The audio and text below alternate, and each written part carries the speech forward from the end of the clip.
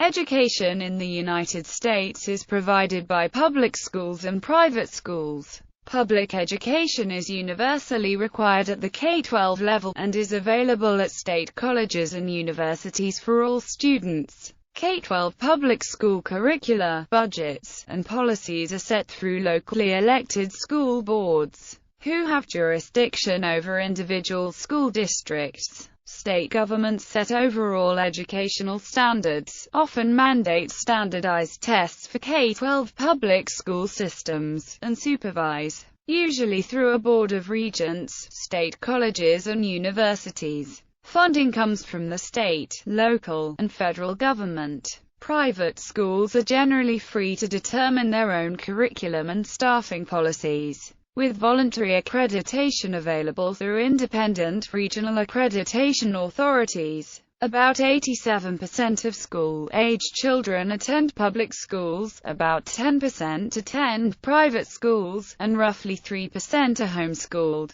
Education is compulsory over an age range starting between 5 and 8 and ending somewhere between ages 16 and 18, depending on the state. This requirement can be satisfied in public schools, state-certified private schools, or an approved homeschool program. In most schools, education is divided into 3 levels: elementary school, middle or junior high school, and high school. Children are usually divided by age groups into grades, ranging from kindergarten and first grade for the youngest children, up to 12th grade as the final year of high school. There are also a large number and wide variety of publicly and privately administered institutions of higher education throughout the country. Post-secondary education, divided into college, as the first tertiary degree, and graduate school, is described in a separate section below. The United States spends more per student on education than any other country. In 2014, the Pearson Economist Intelligence Unit rated U.S. education as 14th best in the world, just behind Russia. On the other hand, of the top 10 colleges and universities in the world, 8 are American. Better source needed. History. Government-supported and free public schools for all began to be established after the American Revolution. Between 1750 and 1870, parochial schools appeared as ad hoc efforts by parishes. Historically, many parochial elementary schools were developed which were open to all children in the parish, mainly Catholics, but also Lutherans, Calvinists and Orthodox Jews.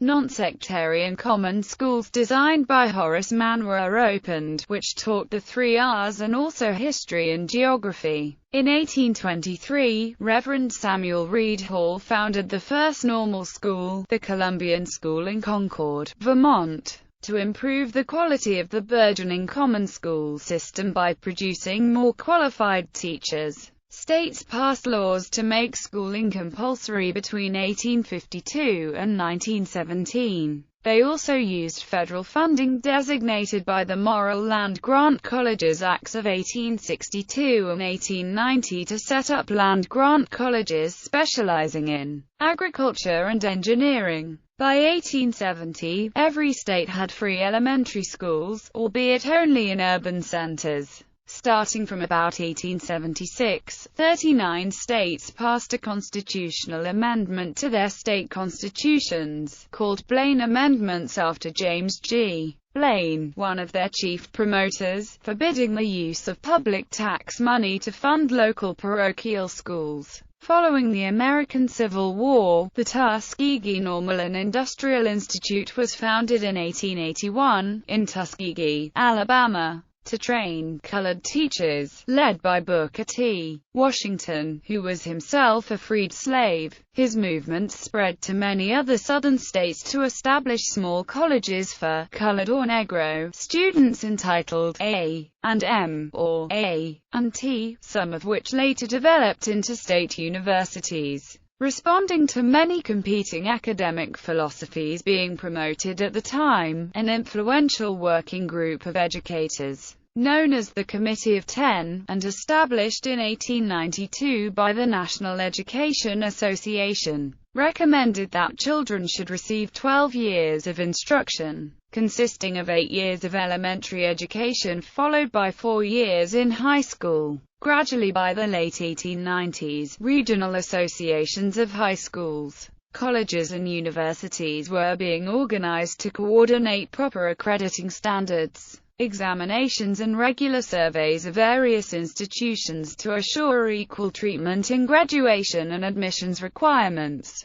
course completion and transfer procedures. By 1910, 72% of children attended school. Private schools spread during this time, as well as colleges and, in the rural centers, land-grant colleges also. Between 1910 and 1940 the high school movement resulted in rapidly increasing public high school enrollment and graduations. By 1930, 100% of children attended school. During World War II, enrollment in high schools and colleges plunged as many high school and college students dropped out to take war jobs. The 1946 National School Lunch Act, which is still in operation, provided low-cost or free school lunch meals to qualified low-income students through subsidies to schools, based on the idea that a full stomach during the day supported class attention and studying. The 1954 Supreme Court case Brown v. Board of Education of Topeka, Kansas made racial desegregation of public elementary and high schools mandatory. Although private schools expanded in response to accommodate white families attempting to avoid desegregation by sending their children to private, secular or religious schools. In 1965, the far-reaching Elementary and Secondary Education Act, passed as a part of President Lyndon B. Section IV of the Act created the Pell Grant program, which provides financial support to students from low-income families to access higher education. In 1975, the Education for All Handicapped Children Act established funding for special education in schools. Policy changes have also sometimes slowed equal access to higher education for poorer people. Cuts to the Pell Grants scholarship aid programs in 2012 reduced the number of low-income students who would receive grants. The Elementary and Secondary Education Act of 1965 made standardized testing a requirement. The Higher Education Amendments of 1972 made changes to the Pell Grants. The 1975 Education for All Handicapped Children Act required all public schools accepting federal funds to provide equal access to education and one free meal a day for children with physical and mental disabilities. The 1983 National Commission on Excellence in Education report, famously titled A Nation at Risk, touched off a wave of local, state, and federal reform efforts, but by 1990 the country still only spent 2% of its budget on education, compared with 30% on support for the elderly. In 1990, the EHA was replaced with the Individuals with Disabilities Education Act, which placed more focus on students as individuals, and also provided for more post-high school transition services. The 2002 No Child Left Behind, passed by a bipartisan coalition in Congress, provided federal aid to the states in exchange for measures to penalize schools that were not meeting the goals as measured by standardized state exams in mathematics and language skills. In the same year, the U.S. Supreme Court diluted some of the century-old Blaine laws upheld in Ohio law allowing aid to parochial schools under specific circumstances.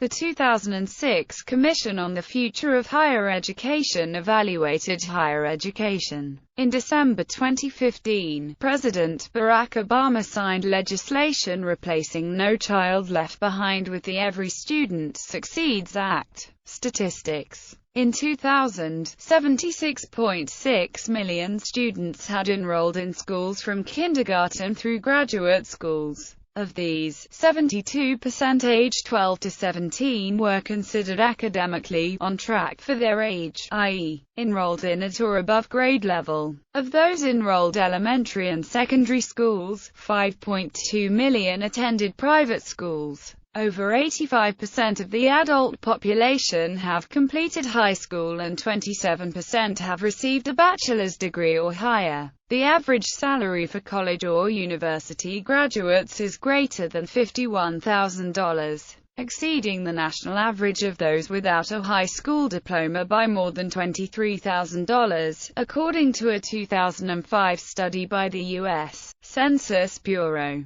The 2010 unemployment rate for high school graduates was 10.8%. The rate for college graduates was 4.9%. The country has a reading literacy rate of 99% of the population over age 15, while ranking below average in science and mathematics understanding compared to other developed countries. In 2008, there was a 77% graduation rate from high school, below that of most developed countries. The poor performance has pushed public and private efforts such as the No Child Left Behind Act. In addition, the ratio of college-educated adults entering the workforce to general population is slightly below the mean of other developed countries, and rate of participation of the labor force in continuing education is high. A 2000 study by John Miller of Michigan State University concluded that a slightly higher proportion of American adults qualify as scientifically literate than European or Japanese adults. According to the National Association of School Nurses, 17% of students are considered obese and 32% are overweight. Educational stages. Formal education in the U.S. is divided into a number of distinct educational stages.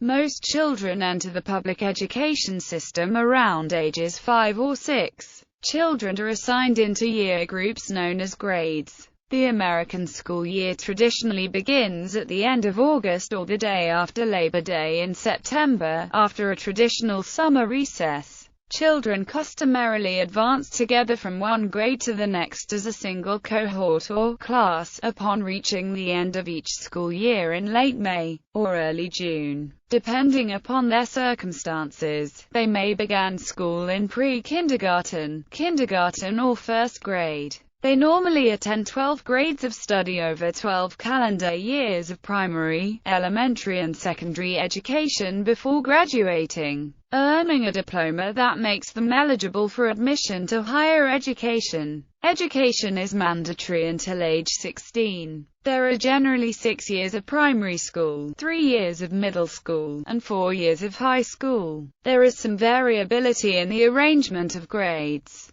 In the U.S., ordinal numbers are used for identifying grades. Typical ages and grade groupings in contemporary, public and private schools may be found through the U.S. Department of Education. Generally there are elementary school, middle school and high school. Some schools differ in the grades they contain. Students completing high school may choose to attend a college or university, which offer undergraduate degrees such as associate's degrees or bachelor's degrees. Community college or junior college typically offer 2-year associate degrees, although some community colleges offer a limited number of bachelor's degrees. Some community college students choose to transfer to a 4-year institution to pursue a bachelor's degree. Community colleges are generally publicly funded and offer career certifications and part-time programs. 4-year institutions may be public or private colleges or universities.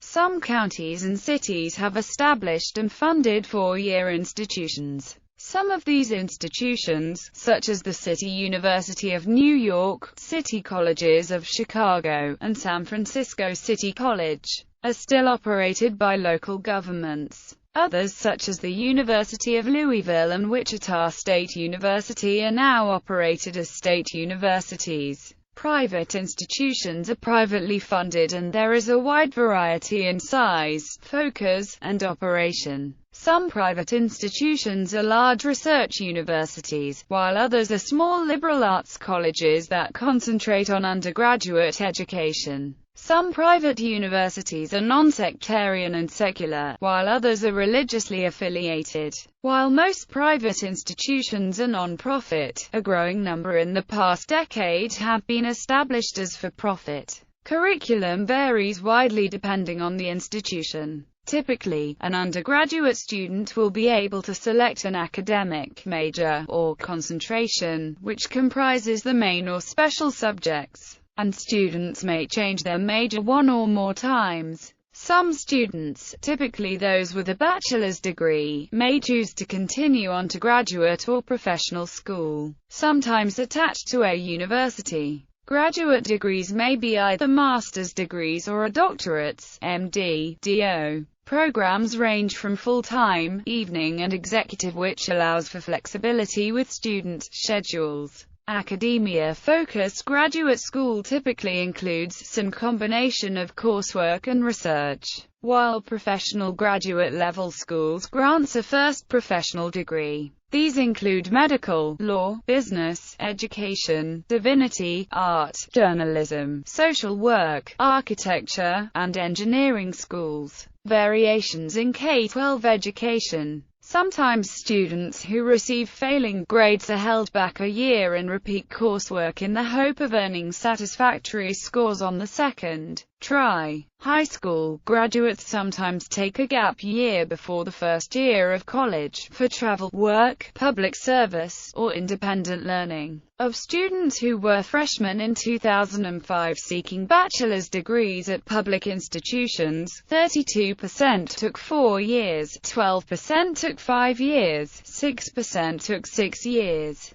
and 43% did not graduate within 6 years. The numbers for private non-profit institutions were 52% in 4, 10% in 5, 4% in 6, and 35% failing to graduate. Some undergraduate institutions offer an accelerated 3-year bachelor's degree, or a combined 5-year bachelor's and master's degrees. Many graduate students do not start professional schools immediately after finishing undergraduate studies, but work for a time while saving up money or deciding on a career direction. The National Center for Education Statistics found that in 1999-2000, 73% of people attending institutions of higher education were non-traditional students.